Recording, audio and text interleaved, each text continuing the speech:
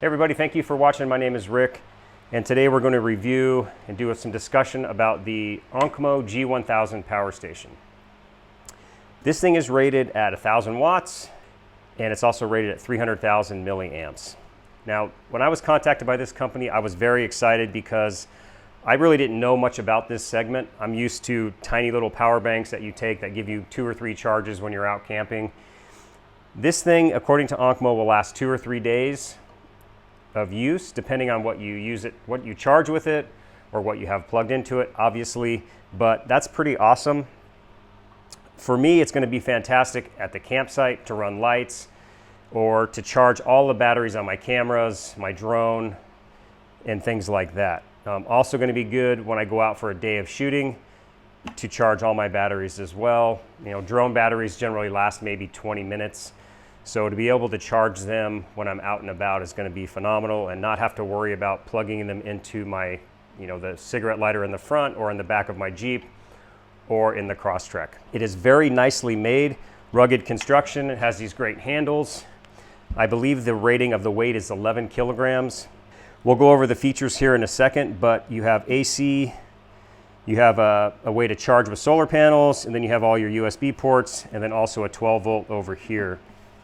Power button, and then you have a little display screen which shows you the battery charge and then which one of these or all of these is going at once. Now, something like this is not going to run your AC system. It's not going to run your microwave most likely, and it's probably not going to run your big refrigerator, but it will run a small cooler.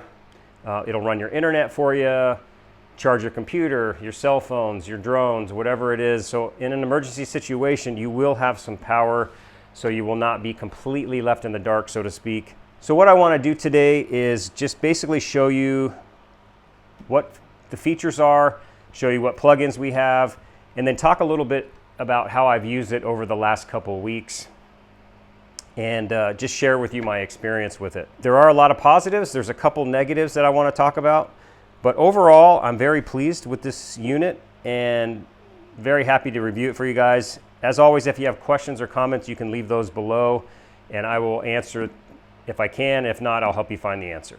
So let's get started. A couple quick things to note about the OKMO. Number one, you cannot combine this with another one. There is no way to daisy chain these together. And secondly, it is not rated for, it is not waterproof. You can't use it in the rain, keep it away from moisture and all those kind of things. And one of the other warnings it had is it said keep it away from metal objects, and it mentioned keys and cans and other metal stuff.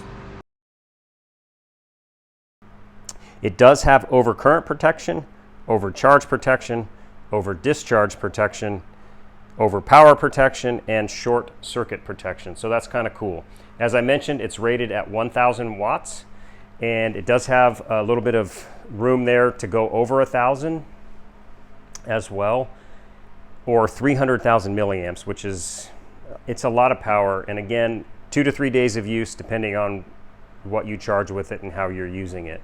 But it should be more than adequate to run a few lights at your campsite, charge all your batteries, run your, if you bring a movie projector out in the woods with you, something like that, you should be absolutely fine running that kind of thing. There are 3 ways to charge this. You have your home charger, which I believe it's 120 or 130 watts of charging power, so it takes quite a while. It's rated at 9 to 10 hours if you charge it at home.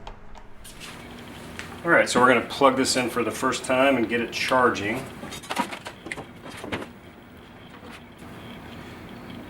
So it looks like we do have a little charging indicator here, and it'll be interesting to see, number one, how long it takes, and what kind of indication you get while we're using it, because I'm really not sure at this point.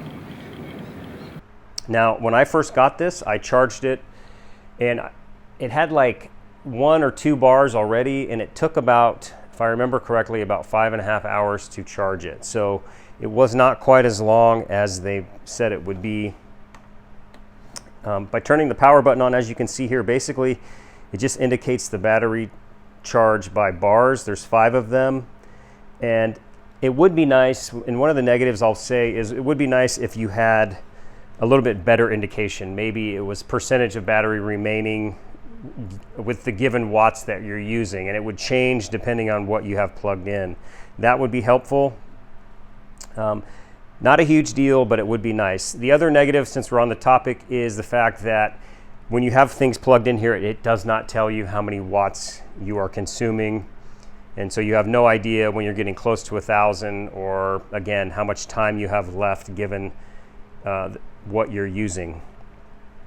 So along with the AC way to charge, you have an adapter to charge it with your car, which surprised me a little bit. It says that it's actually a little bit faster to charge it with your car. I think it said 8 hours.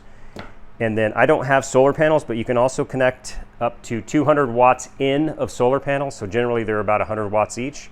So you can plug those in here, and that charges supposedly in 6 hours. From what they say about solar panels, however, you generally don't really hit the full wattages that they are advertised at. But regardless, if you have decent sunlight and the solar panels are correctly pointed, you're going to get a little bit quicker charge using solar versus the car or home AC power. It'd be nice to have solar panels out with you camping so that you can keep ahead of the charge, especially if you use, you're a heavy user of this at nighttime with camp lights or music, or like I said, a projector or whatever. So very cool that you can do it those 3 ways. Now, again, over here on this side, we have 3 AC plugs. This is the only button here where you actually have to hold it a little bit, and then it comes on, and it's the same way when you turn it off. A couple seconds. Here in the middle, you have a USB-C, and then you have all your USB-As, and then you have a fast 3.0 USB, so a fast charging USB, which is nice. And that one, you can just push the button. It'll indicate that it's going. Same thing with the DC over here. Push the button, and it goes on and off real quick. Whereas again, this one you have to hold. Over the last couple of weeks, I've basically just been using it and testing it, charging phones and tablets. I've run the lights in here in the shop when I've done some filming. And then I recently went to a campsite overnight, took this with me, and we used it to charge everything. We also ran a light at night. So I'm at the campsite, and I have the OKMO with me, and it was fully charged when I left the house. And you can still see it is fully charged right now. And Trent, who you guys remember from my other videos, is up here.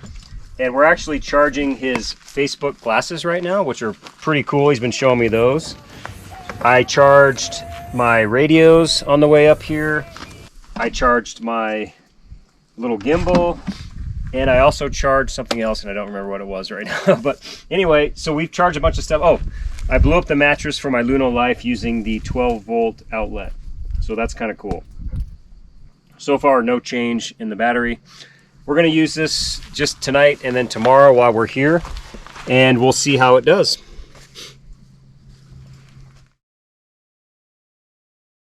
I used it going up, we used it on the site, and I used a little bit when I got home the next day, and you can see I still have 4 bars of power left.